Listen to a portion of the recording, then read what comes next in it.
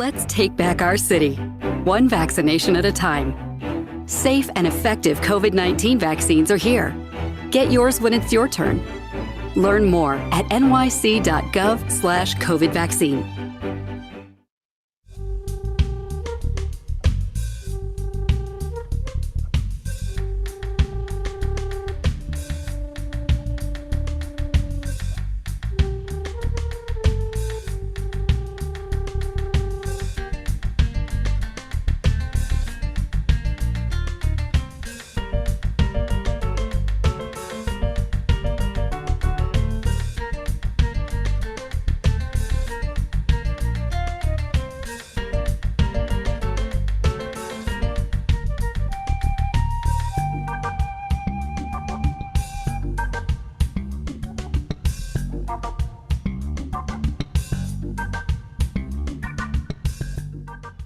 No matter how much we want it gone, COVID-19 is still here. That's why we all need to keep wearing our face coverings, keep physical distancing, and keep washing our hands. And as always, stay at home if you're feeling sick. The COVID-19 vaccine is available to certain groups in NYC, but now is not the time to stop protecting ourselves. Learn more at nyc.gov/health/coronavirus.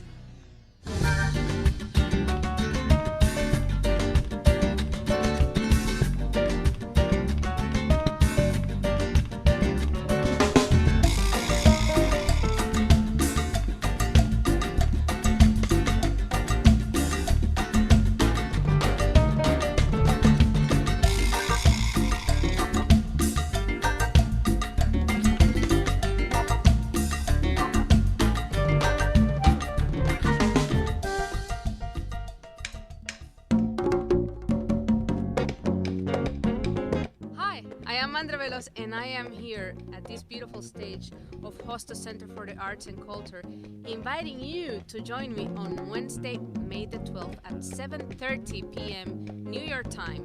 And you will see me singing and talking about bachata through Zoom, Facebook, YouTube, and also you can go through www.hostoscenter.org for more information. Remember, Wednesday, May 12th at 7:30 p.m. Nos vemos pronto. Este cuerpo no se va a mover. Este que está aquí no quiere coro. Este que está aquí se va a dormir. Este que está aquí no tiene $1. Este que está aquí no está para ti.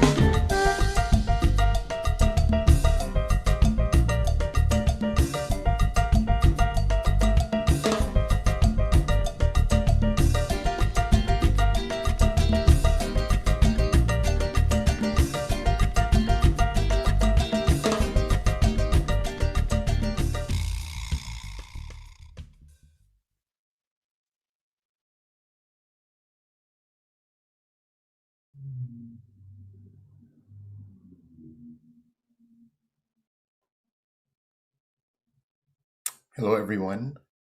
I guess we're live. It's so good to be here this afternoon with all of you. We want to welcome you on behalf of Hostos Center for the Arts and Culture, located in the Boogie Down Bronx. And we're excited to be here this afternoon to speak about a wonderful play that is celebrating its 25th anniversary called La Gringa by Carmen Rivera. Just a little bit of info on Hostos and the background and how we get to do a lot of the work here. Since 1982, the Hostos Center has been an integral part of Hostos Community College of the City of University of New York and is recognized nationally as a leader in Latinx and African-based programming. Hostos and all of us here want to thank our sponsors, the Hostos Community College Foundation, the New York City Department of Cultural Affairs, the New York State Council on the Arts, the Howard Gilman Foundation, the Coalition of Theaters of Color, the National Endowment for the Arts, and the offices of New York State Assemblyman Jose Rivera and New York City Councilmember Rafael Salamanca Jr. Just with this wonderful play that we have this weekend of La Gringa, we want to share some good news for those of you who have seen it or may have not seen it, but also is offering free and on-demand streaming of Repertorio Español's production of La Gringa now and through tomorrow, Sunday, May 9th, 2021. You may have watched it already or are planning to watch it tomorrow, but watch it once or twice. You'll have 72 hours to watch from this time you receive the viewing link. View the discount code Hostos when you register. That's Hostos with an H. And also to everyone watching today, we want to let you know that we will take questions at the end of the panel discussion. We're going to encourage the audience to write your names and your questions in the chat. Your name will be there. So write your question in the chat in Zoom. So we're used to Zoom, but if not, go to the bottom. There's a little button where you hit chat and you can put your comments in there, and we'll get to as many of those as we can. This is also streaming on Facebook and YouTube, and you can comment on there as well. So today we have a great opportunity to meet with the playwright, with the producer, and with cast members. So I want to welcome them to on screen with me now. So we have with us the wonderful actress who plays La Gringa in La Gringa, Jenyvette Vega, and she is with us here. And not only is she in La Gringa, but has done many other plays in her career, and also has worked with Repertorio, was in La Canción, right, which is by Cándido Tirado. So Jenny comes well seasoned and part of the family. We also have the amazing Frank Robles, who's a pioneer in Latino theater and was the co-founder of INTAR and has won a lot of awards and has worked also with Repertorio in many other places. And currently, I think he does Bodas de Sangre and La Celestina, some of the plays he does with Repertorio. With us also, we have the wonderful Roberto Federico, who is one of the producers, soul spirits of Repertorio Español. He says he received his first paycheck in 1971, so he is officially with the company for 50 years, coming this summer, and that he advocated for new plays, including Repertorio's most popular, all written by women, including Gloria Gonzalez's Café con Leche, Dolores Prida's Botánica, and Carmen Rivera's La Gringa. And that La Gringa toured Colombia and Bolivia, and they also produced Carmen Rivera's Next Stop. And there was a rumor that he was voted the sexiest producer alive in 1985. That was right before my time at Repertorio. But I can speak about the last person I want to introduce, and I'll just share a little bit about my connection to Repertorio as well. But we have the amazing Carmen Rivera, and who I remember many times her sitting at my desk while they were getting La Gringa ready. And Carmen is wonderful, prolific playwright. She holds an MA in playwriting and Latin American theater from NYU. The Obie-winning La Gringa is celebrating, we said, her 25th anniversary, and it's considered now the longest-running Spanish-language play in off-Broadway history. Carmen co-wrote with Cándido Tirado, Celia, The Life and Music of Celia Cruz, which won Ola Award and which played off-Broadway at New World Stages and toured Florida, Chicago, and many places, even the Canary Islands. But Carmen has done many, many plays and written many plays that many people have seen, from The Downfall of Rafael Trujillo La Lupe, My Life, My Destiny, Julia de Burgos, Child of Water, To Catch the Lightning, and the next stop we mentioned, and many, many others. So we're so glad to have everyone here this afternoon to talk about La Gringa. For like 25 years, La Gringa has been on stage at Repertorio and other stages, around the country and the world. And so I wanted to begin with Carmen to talk to us a little bit about like the inspiration, what you're experiencing now that this play's been going for 25 years, but like what inspired you to bring this work. Thank you so much. Thank you. Hi, everybody. It's actually really surreal. I just want to say hi to the Jenyvette, Frank, and Robert Federico, who said yes, along with Renee and Gilberto, because I celebrate this with them. If they hadn't said yes, we wouldn't be here. So, and thank you, Charles. I remember right before the show opened. So, yeah, it's incredibly surreal. It's incredibly surreal. The most I had expected for the play, or even thought was possible, would be a 6-week run at any theater, But Repertorio is very close to my heart. Federico's heard this story many times, but I remember going to Repertorio when I was in high school. That was like an annual trip. And I remember Robert Federico, I think we saw La Casa de Bernarda Alba, and he said, if any of you ever write a play, let us know. I was 17. I'm 56 now, so you can do the math. And then, yeah, I was either 81 or 82. And, 94, I had my first reading. 1994, I had the first reading of La Gringa Repertorio and did a lot of work on the script. And then 96 happened. Renee directed it, and it's incredibly, I mean, it feels like it was yesterday, and at the same time it feels like it was on another planet. And but I'm incredibly, I need a new word for gratitude. It just, and blessings, because it's just been an incredible experience to be part of, to have this play alive, and then to have it at Repertorio, which is a place that's very close to my heart.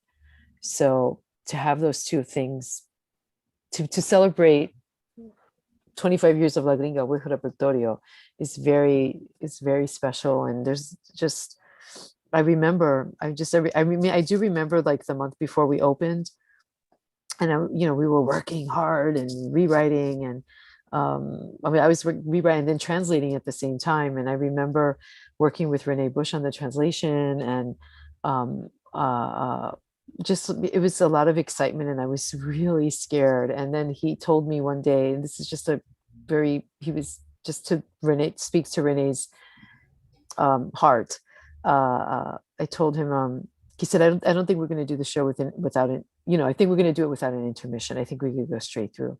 And I looked at him, I said, but Renee, I've never had a full length play produced before, and I never had an intermission.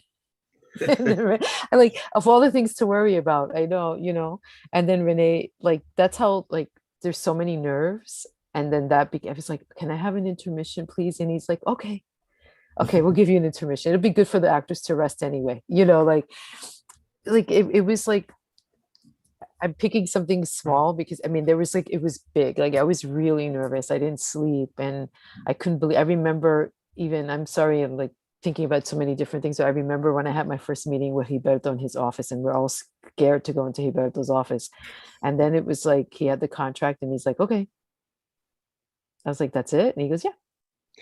So there was like a real, I don't know, I felt like there was a karma about like that piece being done at Repertorio and my experience with it. So those are all the thoughts I'm thinking 25 years later. And I can't believe it's 20, like I wanted the 6 weeks, I got 25 years. Like blessing. Hasta la bendición, hasta la bendición, hasta la bendición. Yeah. Robert, go ahead, please. I was going to ask you a question, but Please. No, I just wanted to say something, comment on what Carmen said. Playwrights should never thank producers for producing the play. The producers should thank the playwrights, wow. because without the playwrights, there is no idea. There's empty theaters, there are unemployed producers. The playwrights are the ones who are the gods of theater, really. Wow. And so, Carmen, never thank a producer. The producers have to thank you. Well, thank you And Repertorio thanks you every day for your talent and for your story, which I know came out of your personal experiences. But I remember, if you have an anecdote about the intermission, I have an anecdote about the play as written has many scenes. And I'm not giving anything away. The uncle starts rather sickly at the beginning, and Carmen had written him in a hospital bed. And it goes from outdoors to indoors to the kitchen to the here's his room and whatever. And the first day of rehearsal, Renee said, well, we're going to need a bed here. And then for the kitchen scene, we need the tea and the coffee pot and whatever. And I said, Renee, if anybody knows the Repertorio, there's no room for any of that. But I decided, okay, so the first day on the kitchen scene, I put out everything. And then, of course, they didn't know how to get rid of it for the next scene, because the kitchen scene's only about 2 minutes, 2.5 minutes at the most. And they didn't know what else to do with it. So I said, how about just the cup for the coffee? And that's it. That gives you the kitchen. And soon enough, the bed, the hospital bed became a wheelchair, and everything simplified and flowed. But I remember Carmen's original play had so many props and so many scenes. And there's a cemetery, and there's a El Yunque, and there's whatever. And I think we effectively achieved it. But I'll never forget that first day. And I just put out all the props for the kitchen scene, so they didn't know what to do with it. And the you know, and the coffee maker and whatever. But I think that discussion, Federico, gave a life to the play that would not have had, because it made it more metaphoric. It made the play more universal. And I love that decision. I remember, like, within 2 days, the entire set was gone. It became a wheelchair, and then the fabric, and it became a white cloth on the floor. And that I'm no exaggeration. I really think that gave the life to La Gringa that it has, because there was a synergy of energy that brought to it. And they also informed me as a playwright. I became a minimalist after that. To this very day, I hate set. I think give me Renee lights. has that influence. Renee's influence, absolutely. That discussion between Federico and Renee, and then when the wheelchair came, nobody ever questions. All these years later, nobody ever questions anything. Like, the wheelchair works on so many levels, practically, like for stagecraft, but also for storytelling. So I thank you for that. I mean, I know you said that to Federico, like, we need each other. Like, it's a dance. And that was a really important, you bring up a very important point that I think is very key to the longevity of the piece. I think also the wonderful thing about from the mid 80s onward, and Renee and I were working constantly, we also got to know one another's taste, but we also didn't have to, at least as a designer, I didn't have to give a design before the rehearsals of the plays. And I think a lot of my designs have come organically out of what the director was doing. For example, you mentioned the white cloth on the floor. That's because Renee had the scenes between you and Monchi and whatever on the ground level. And how do you light actors when they're on the floor except by putting something white underneath them? And also that gave a brightness and a lightness to all the other scenes. So I think the wonderful working with Renee at that time was it could come out of the rehearsal process and the script. It didn't have to be designed for him. And that helped. Many years later, right? 25 years later. I think we had an original cast. Carmen, at one point, you even played La Gringa, Mm-hmm. as well. But now we have Jenyvette doing La Gringa. Want to Yes. see, there's been a lot of talk. Also, this is for Jenyvette and also for Frank, and also, for all of us. We're speaking in English, but we can speak whatever language we want. Whatever That's the you. spirit of La Gringa, right? Yes. Um, but I think, talking about being inside of the play and seeing that, and there's also like besides all this idea of metaphor, there's also like spirituality inside of the play, like the human spirit. And as Robert said, if the playwrights are the gods, right, the ones who create the worlds, right, they create the logic and create the thing, the actors inhabit it, right, and they inhabit the world. So maybe we'll start with you, Jenny, and then we'll move over to Frank about your experiences being in La Gringa. Um, well, I fell in love with the play from the beginning when I saw it. Um, it's very interesting because I think that every gringa brings something new to the table. And from my experience, like I was born and raised in Puerto Rico. Um, my experience going back after being here a couple of years and meeting with my family was something that after being Legri, I was like, oh, this makes sense in a whole nother level. Um, and that gave me a lot of inspiration in the character and seeing like some my La Gringa's experience, taking my own experience and bringing them all together. It's really interesting because one of the things that I remember the most while I've been doing this play is that the first show that we had after Hurricane Maria, and that scene in the Yunque when Monchi says, oh, because if it comes from the east, a hurricane comes from the east, el Yunque protege. That was, like, I don't remember I think it was Gilberto that was with me on stage, but we just looked at each other and it was, oh my God, it was insane. Like, it's such, like, this play doesn't have a time. Like, it's like you said, Carmen, like time passes and it's still so relevant in so many ways. And you can still find moments of a lot of significance.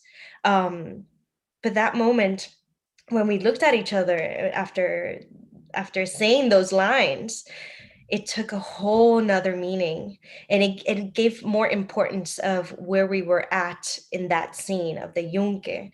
It gave more magic because of the context of what we were going through in that moment. So for me, that La Gringa is full of magic, is full of it has been very eye-opening in some ways as me as a Puerto Rican with my identity, and living here in the States. Like, I've been 9 years now in New York. So for me, it has been a wonderful experience. And even after, I wonder how I'm gonna go back to it, because of some personal experiences that I know that when I go back is gonna be something else added to the character in terms of my work as an actress. I don't know. I just love it. I really love it. Great. Well, the same thing, talking about the magic, what Robert did and what Carmen did and what Renee did, to simplify, to tell a story so beautifully in this segment. As an actor, I had the good luck, actually. I came on board right after Ricardo Barber, who basically was the original Tio Manolo. So for me as an actor, that was also very important step. I've been with Repertorio since, I guess, for 48 years, I think, or thereabouts. I think I came on in 1978. I was 3 years old at the time, and but sometimes I'm asked, because I've been doing La Gringa now for, I think, correct me if I'm wrong, I think about 15 years, if that's possible. And I'm often asked, when you're doing a play over and over and over, I mean, do you ever get bored or tired of doing it? And the answer is no, because every time I do La Gringa, aside from the fact that I've also had the opportunity to work with at least, I think, probably 4 or 5 Marias over the years, and about 3 or 4 Monchis, and a couple of Victors. Every time we do it, it's new. The audience determines exactly how we pull off the magic of the theater, because we listen and we hear their reaction, and we know, and you know, when the audience is with you and they laugh at the right moment, or they're moved by the scene or by what the playwright has put down. So for me, the magic of Repertorio and the opportunity to do a play for so many years, the same thing as, I didn't expect that I was going to be doing La Gringa all of these years. But I am happy to do that. I'm very proud to be a part of this beautiful play. And also, I've also had the opportunity, every time there's a new Maria, there is something new, something beautiful. It's never the same, even though the lines may be the same, and we take a little liberty, Carmen, once in a while, and sort of stretch a phrase or say something else. But every Maria brings in her own story, her own feelings. Every Monchi does the same thing. And Manolo certainly lives his life. Now he becomes a tutor, a teacher for this beautiful young niece who is just coming to the island. So thank you, Carmen and Robert. Well, excellent. Well, why don't, and we've been talking about La Gringa. There may be people who sign on who haven't seen it. So we have a couple of clips. So why don't we see a little clip of La Gringa, and then we can talk about that clip and talk some more about it. So I think Greg's going to play it. I think we just have to mute ourselves for it, and he'll play it. Thanks. Sobrina mi, Puerto Rico está aquí. Ay, no sabe la vergüenza que me hizo pasar. Hizo que le sacara fotos de todo, hasta del tipo que le cargaba la maleta. Ah, no, después quiso que yo le sacara una foto de ella besando la tierra, la sagrada tierra puertorriqueña. Es que ella no es de aquí, se crió gringa. Hold it! No, tía, no mírame. Se dice no me mires. Yeah, I want a spontaneous picture, natural picture. How are you, tía? Fine, nena, fine. Oh my God! ¡Qué maravilla! I'm so psyched. And the air is so pure. Y míralo, Coqui. Coqui. Oh, that's excellent. Es como un concert. Nena, una sinfonía de sapos no es música. Ay, los coquillos no son sapos. Parecía Olga, mira. Igualita Olga. Oli, ¿cómo está Olga? Mommy's well. Mommy's doing real well. Qué bueno, qué bueno. Ella es buena. Él es bueno. Todos son buenos. Nena, en esta casa hay que hablar más bajito. Tío Manolo es mejor. No, Manolo está bien enfermo. Ay, mami me dijo que te dijo. ¿Qué? Mami me dijo que Manolo estaba enfermo. Español es so confusing. Yo siempre estoy confundiendo los verbos. Yo estudié en la universidad, pero necesito más práctica. Eso está muy bien. Que aprendas tu idioma. Pero habla muy bien el español para ser americana, ¿verdad? Thank you. No creo que estoy aquí en Puerto Rico. Es lo más lindo que yo he visto. Te regalos. ¡Regalo, ese papá mío! ¿Sabes qué? Abrimos los regalos más tarde. Vas a dormir en el cuarto al lado del David. Vamos a dormir, papá. No, yo quiero abrir mi regalito. Mañana, papá, mañana. Buenas noches. Yo te bendiga, mira. Mira, otra foto, otra foto. Oh my God. Ay, y me encanta aquí estar con mi gente. Ay, yo lo quiero ver todo, más que buildings. Edificios. I speak English. Oh, so you can help me. Edificios. Yo quiero tocar toda la tierra puertorriqueña. Ay, nena, cuando esos mosquitos descubran esta carne nueva, entonces sí vas a terminar tu sagrada tierra puertorriqueña.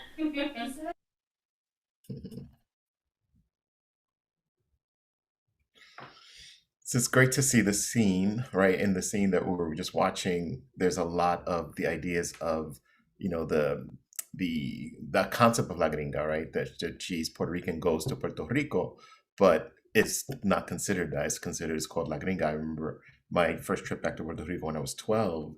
They called me that. I had no idea what they were talking about, but it's that idea of wanting to belong to a place, but that's not necessarily always feeling the embrace at first, right? And that's one of the ideas that happens inside of the play.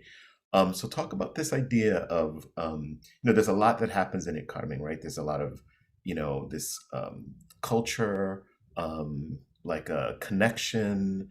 There's the spirituality that, Jenyvette was talking about of El Yunque. There's political overtones. There's so much happening in this play. So can you speak about some of those ideas that are inside of it? And anybody can speak to them as well. Yeah, no, I think definitely wanted to explore identity. And when does identity begin?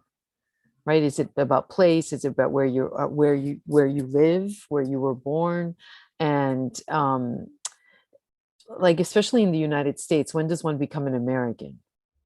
Because it seems like generations remain the other for a very long time.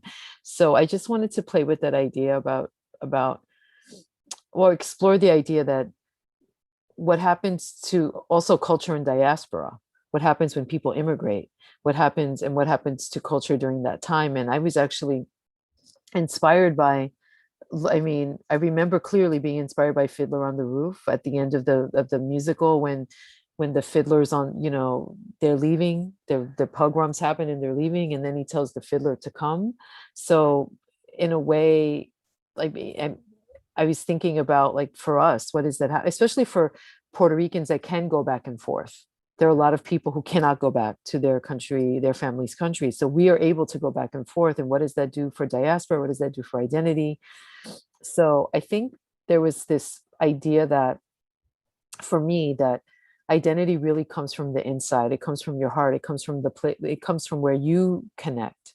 And that's where I wanted Maria to end at the end of the play, that you don't have to speak Spanish, or you don't have to, know how to make pasteles. You can still be Puerto Rican. And what does that mean? But that means something different to everybody. Mm-hmm. So I wanted to play with that idea. And then as I was developing the play, I was just thinking about the mythologies that made Puerto Rico, the Taíno mythology, and the indigenous influence, the African influence, the bomba plenas that are part of our culture. Any celebration that we have as a people will bring out pandaretes, or they'll bring out congas, and we'll start doing bomba plena. That's our African. Those are our African roots. Going to El Yunque is an indigenous experience, because that was a sacred place for Taínos. So I wanted to sort of include all of our, and then the European, the Spanish, we speak Spanish, and celebrating a Catholic holiday. So it's sort of like a Christian holiday, Christmas. So it's sort of like, those are all the forces. I wanted to include all of our cultural DNA into the piece. And then it's unavoidable to I don't have it clear. I didn't want to say this is about nationalism, but Monchi buying the land. I know there was a question about that. Monchi buying buying the land back. Yes. And he says acre by acre, okay, in a capitalist society, you buy land. So, and the joke is he's got four, I forgot it. He has 4 acres. Mm-hmm. And, but it's clear, and Monchi's short for Ramon, and I didn't put it in the play, but it's we all have the secret, playwrights put little secrets and nuggets and stuff. It's Ramon and Meterio Betances, but I'm not going to say that, because then it's Ramon and Meterio Betances, but it's Monchi, and then he goes, pero my name is Ramon, but they call me Monchi. So some people pick it up, some people, people have come up to me and they're like, is that who I think it is? Because he says we're buying back the land. Mm-hmm. So, but it's also, It's happening now in Puerto Rico, by the way. There's like literally, there's a place in Vieques called Finca Conciencia about reclaiming the land. And there's all these, like I've been saving all these videos. There's all these Monchis and Monchi families and Monchettes and, you know, female that are literally starting farms because they want to cultivate their own, their own food, and we could live off what we, you know, it's called Puerto Rico for a reason. Una tierra rica. So it's so to answer that, yeah, he's my, yeah, plot, you know, that's 4 plots that he has, the 4 acres that he has. So there was a conscious decision to do that. And I remember Renee and I actually had to talk about it. He goes, you know, Carmen, this is very subversive. I said, well, not really. Like, he goes, Carmen. And it's like, and he goes, no, he goes, I love it, but I'm just letting you know that I know. I said, I know, you know, we talk about it. Like, I know it wasn't, I really wanted to make it metaphoric. I didn't want it to be a political statement out of context, because I think that people, like most of my family lives in Puerto Rico, and we have had discussions about what is best for Puerto Rico and who knows what's best and who knows what's going to happen. And so much of our agency is in the hands of other people. So, you know, not to get into that discussion. So we have to live our lives. Yeah. We have to live our lives no matter what happens. And I think Puerto Ricans have done that beautifully. There's only 6 million of us, and everybody, and we've made our mark around the world. So I'm very proud of that. And I wanted to somehow represent that struggle. You know, so like, you know, I would throw out little, like even in Hawaii, and, you know, there's Puerto Ricans in Hawaii, and I was in Italy, in Florence, and I go to a cafe and there's a Costa Rican flag and a Puerto Rican flag. And my mother, I was with my mother, she's like, ¿Quién es boricua aquí? Yo quiero hablar con la boricua que está por aquí, you know? And I'm sure every culture can say this, but we live in diaspora, and you have to live. You have to get, you know, and we might not get back to what we were, or what maybe we'll never have what we think we should have in terms of agency and autonomy, but we still are a people, and we still have to live. So at the end of the play, it's like, it's what's in your heart. That's because the external doesn't really, it can't deter, it can't. For me, it just can't determine who we are. It's who we are that determines who we are. And Robert, I think that's wonderful in terms of like that term, that self-determination, right, that you're talking about. So, and Robert, was there something about La Gringa that you advocated for that said we need to do this play? Well, it wasn't hard advocating for it. I advocated for new plays at the Repertorio. Renee was a great classicist. He loved every classic play that had ever been written. He wasn't, let's say, as great an advocate of new plays until he did La Gringa. And he found that he really enjoyed the experience. He had done Café con Leche before, which was, even though it had a moral, it was more of a comedy, less heartfelt.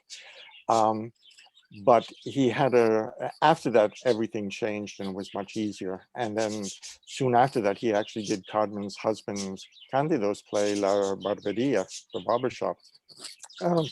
But I think one of the reasons why La Gringa has lasted 25 years and probably will last another 1,000 is that it's universal.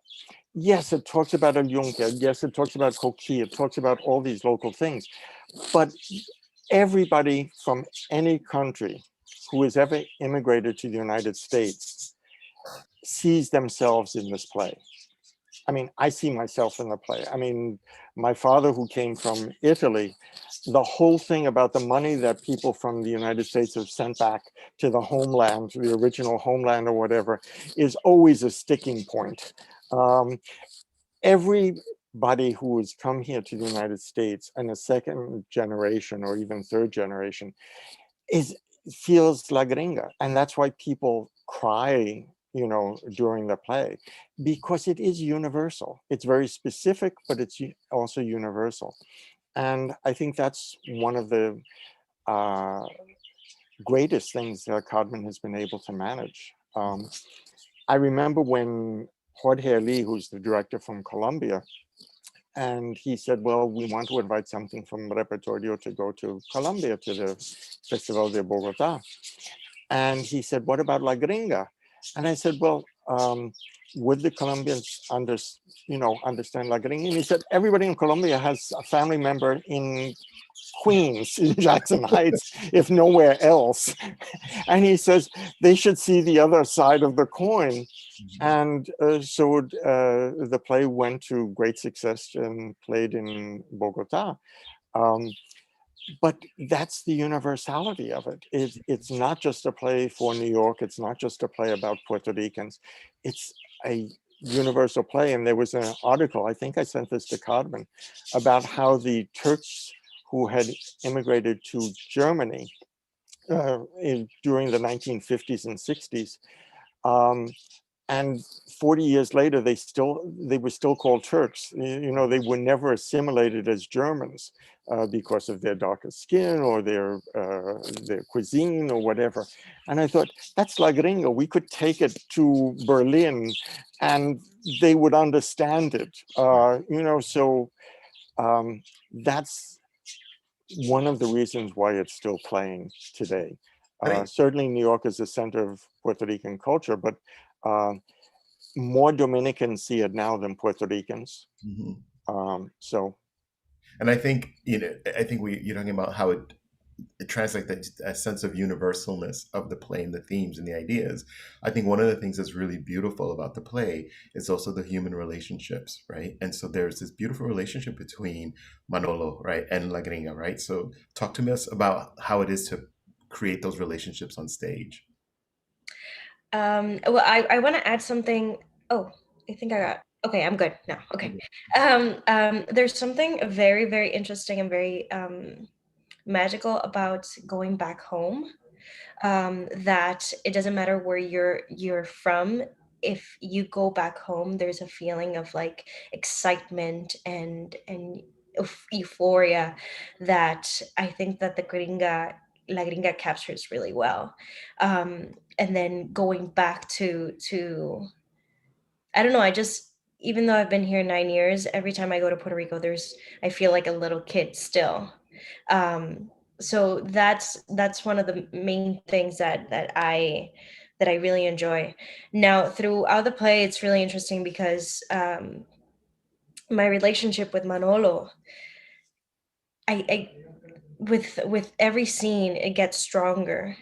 And that change, that's why I'm saying, like, this is gonna affect me in a good way once I come back doing La Gringa, because I am really close, or I was really close to my grandparents. And even though he's my uncle, I see him in that same, that same person. So every time that I see Manolo, I see my grandparents. And so it's easier for me to connect to Manolo. And that's why it's, by the end of the play, it's very special, the bond that we've made. And also Frank is an amazing actor, and he, from the moment that I stepped into the role, he was really helpful. So it made it easier for me to connect to him, both on stage and off stage. Yeah, one of the nice things also is talking about the relationship. In the play, Manolo tells her in one scene where he wanted to be an actor when he was younger, and he couldn't. He tried. He actually went to Ponce and did something, and suddenly his parents are sick. They need him, and he sacrifices his personal desire, his career as an actor, to go back home and help the family. And then this years later, his niece comes to Puerto Rico, and her energy and her vitality and her spirit and all the things that she says, and she seems to be looking for something, and he sees where maybe there is a way for him to help her find whatever it is that she's looking for. And there's one time when the fact also that she said that she studied and wanted to be an actress, and Manolo suddenly says, "Oh my goodness, that means you're an actress." And when she says no, I said, "Oh, okay." She wanted to study something else, something called Puerto Rican, something silly. And little by little, the relationship does become very, very strong. And Manolo sympathizes with what she's going through, with her pain. There's another line which happens about that time when Maria says something to the effect that she's so excited and she just discovered Puerto Rico. And Manolo says, "Oh, really? Where? I've been looking for discovering Puerto Rico for years. I've never found it," which is a kind of a beautiful way to put things in perspective. Yes, you left the island, but the island really never left you. You know, it's still with you. So that's a very important relationship with Maria. I also wanted to add that he's the only person that challenges the view of identity. Like he's the one who pushes her to just like realize that identity is not based on a place per se. It's more of a feeling. He's the first one that really embraces her from the get-go, as for who she is. And that's why they have such a great bond, that carries throughout the piece. But that sense of identity is like very non-complacent from his part. Mhm. I like that. Yeah, I think, there's as you're talking about the bond that gets created, there's also like, as I'm thinking about the play, the element of there's an aspect of healing that happens, right, with the family inside of it. So maybe you can talk a little bit about that, the idea of the family, this, all these, how the differences sometimes separate us, but how they come together and heal as well. And that's for anybody to answer or speak on. Well, I think that's my fantasy. And I think though, if that we could heal, because I know a lot of families, there's lots of, dysfunctional families, and it's not that it's not functional or dysfunctional. It's just, I think truth and love heal. And I try to, I think about that kind of like when they go to El Yunque, I wanted that to be like a baptism for Maria, but also a blessing for Manolo before he passes. Mm-hmm. So I think healing, I mean, for me anyway, this is more like Carmen. Like I feel like, why not? Why have healing in theater? The world, like the world's been hard the last 2 years, but the world's been hard for like the last 10,000 years. Like, it's just like we live in a hard world, and there's like this idea with playwrights and just in theater that we show like the disintegration of humanity. Yes, it's there. The disintegration is there. I'm not trying to pretend it's not there, but we do get up and we do live and we do fall in love and we do get married and we do have babies and people's dreams do come true. So, maybe not exactly how they want them, but people are living their lives. So it's like, so for me, I actually consciously think about integration and how I can integrate like energies at, toward the end of a play. That for me is very important. And I think with La Gringa, it's sort of like, I've actually made peace with my family. Like, that's a great thing. Like, we've made peace. Like, and there was even a line when we had the show done in Puerto Rico, I added a new line. That was like 10 years into the run. And I remember talking to my cousin, who's the model for Edie's. And I did have a cousin that didn't have brakes on his Volkswagen. Like, it's like, there's a lot of, like, I used so much of my family, and we were talking about something, and I don't know how it came up, but it's just like, I told her, I just have this connection with Puerto Rico. It just is, and it's never going to go away. And she goes, and I'm going to say it in Spanish and then I'll translate it. She goes, "Ay, pero nena, aunque tú eres gringa, tú eres boricua también." And I was just like, okay, that night I went to the theater and I put He's like, I want to add this line into the play, please. It doesn't affect any lights. It doesn't affect cues. It doesn't affect exits or entrances. I swear to God, I could put it right in with the pasteles, you know? And it was just like, and at the time I was working on the publication, I called, like, I rewrote like a little section so I could have it in the publication because I just thought that was like, that's who we are. Aunque tú eres gringa, tú eres boricua. That's life in diaspora. That's life as an immigrant. So it's like we're expanding the idea of identity, not contracting. I think Latinos have done that. Like we're like Latin jazz, you know, like we're all these things and we can't be one thing. That's my experience. So like when you talk about the spiritual aspect, like I wanted to be, have a sense of integration and have a sense of healing. And why not?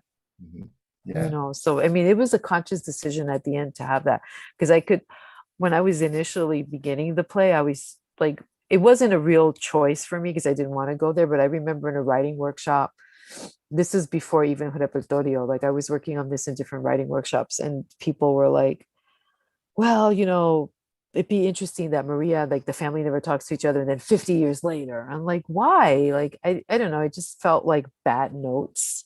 Like a musician is like, why? No, I don't want to do that. So it was a conscious decision to have the healing happen and have a Norma like not live with that pain anymore and Manolo be free. Yeah. And, you know, go to yeah, the thing again, one of the beautiful things of the play also is that while there is a conflict between the ones who went to New York, the ones who stayed in Puerto Rico, the fact is, again, whether you speak English, whether you speak Spanish, whether you're in New York, whether you're in Puerto Rico, you are what you are. And what are you? You are Boricua, you're Puerto Riqueño.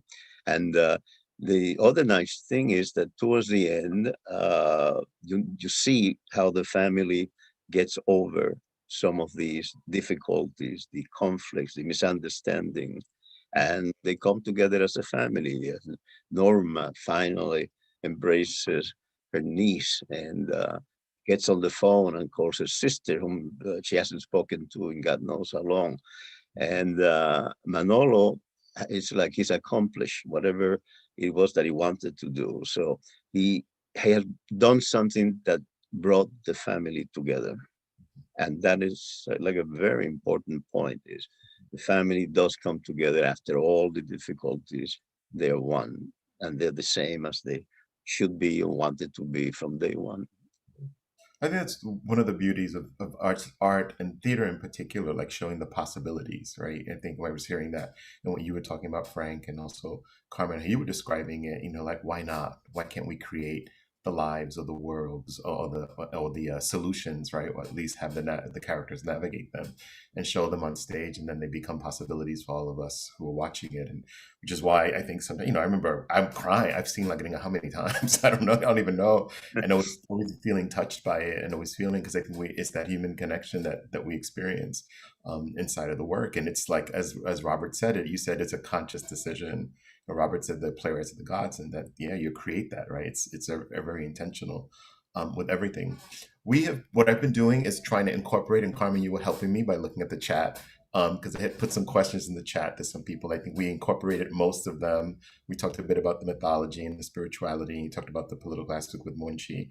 I think just to satisfy some of the questions, and even in your discussion, Frank, you talked about one of the questions, how long have you been playing the role? But folks, somebody in the chat wanted to know specifically from Jenyvette, like, what is your training and etc. Because they're, you know, seeing what inspiration you can give to other young actors. So my training, basically, I studied advertising in college in the University of Puerto Rico. So my degree is in advertising. My mom thought that I was gonna forget about theater. She was like, after you graduate from college, you can do whatever you want. Graduated from college, worked for about 3 years in an advertising agency. And all of a sudden I'm like, I'm booking a flight to New York. I'm applying for schools. Like, she was like, what? I was like, yeah, it's happening. Finally moved to New York City in 2013 and studied musical theater at Circle in the Square on 50th Street. Did the 2-year program and then started auditioning. Yeah. And then ended up, I knew about Repertorio before I moved to New York. So I had really good references like from about theater, and decided to audition for La Canción, which is Candido Tirado's play, musical. And that's how I started like working at Repertorio. And it's like, it's a family. Like to me, Repertorio is a family. Like all my acting friends live here in the Heights. We see each other like every week. My best friend always tells me like, you have a family here in New York. I don't. She doesn't in that sense. My advice, especially during this COVID times, and because I've seen a lot of people quit the business, just keep going at it. There's like my experience has been like one experience takes you to the other and to the other and to the other, and once you start meeting people, it's just you're slowly but surely climbing that ladder. So it's, yes, there's like a lot of things are not going to work out, but those things that do work out are worthwhile. So I do not regret like being here and doing like everything that I've done so far. I love the phrase that you said, keep at it, right? That you said, keep at it. Yeah. And so, and I think of that. I think of that with Robert Federico that we have here, and also Frank, right? And we could say, Carmen as well, keeping at it. But I'm thinking, Robert, like Repertorio has been here, like he's for, more than 50 years now. And so you've seen this kind of swath of theater, but you guys have also kept at it. So what keeps you going? What keeps, you keeping at it?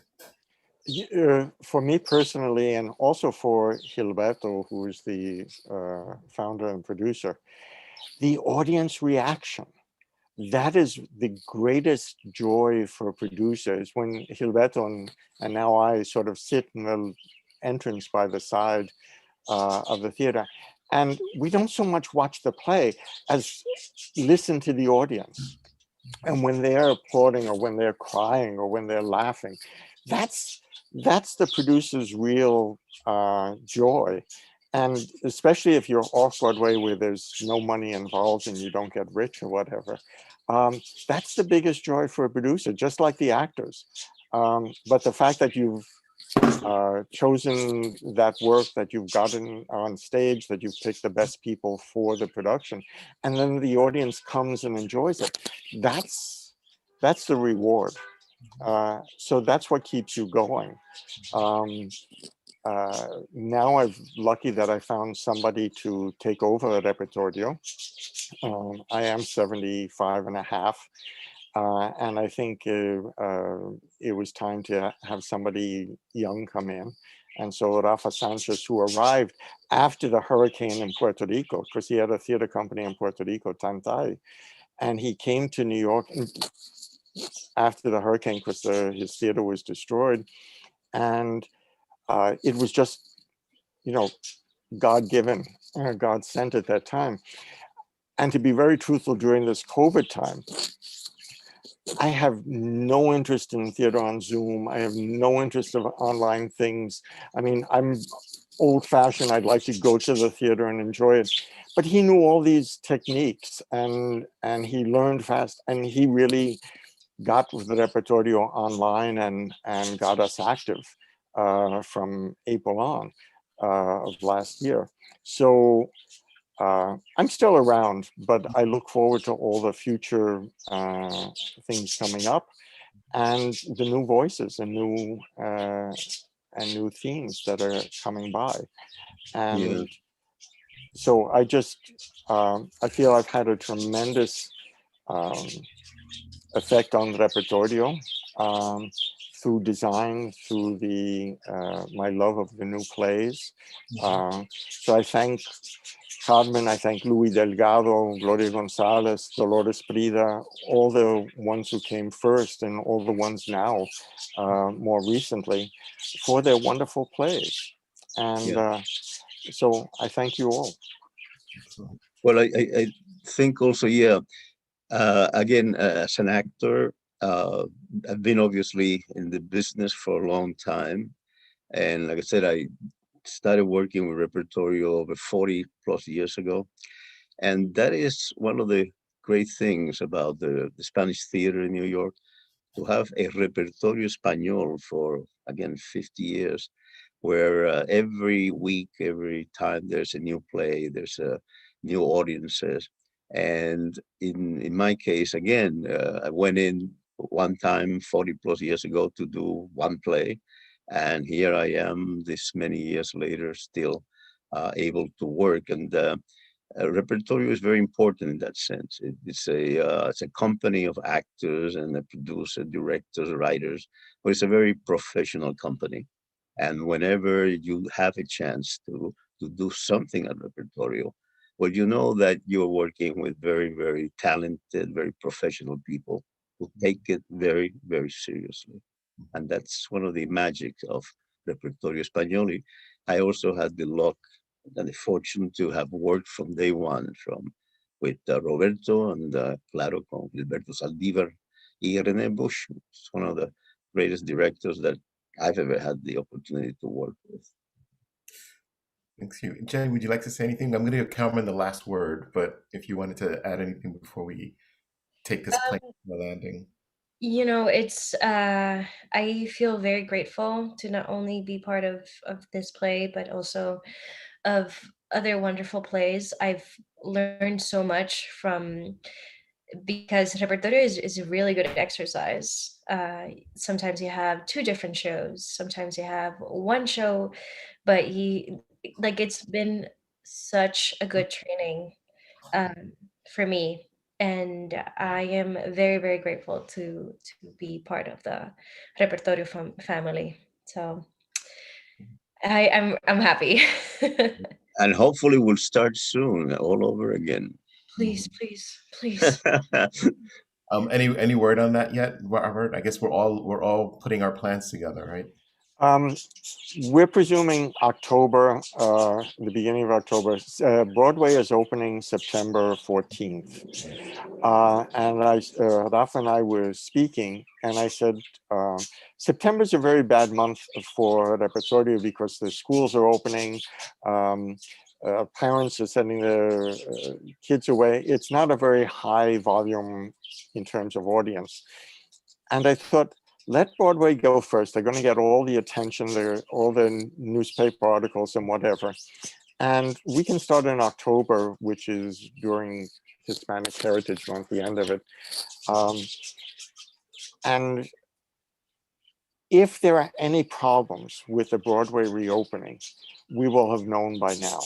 I mean, right. All you need is one play to have all of a sudden be a hot spot, one performance that all of a sudden all these people got COVID and whatever.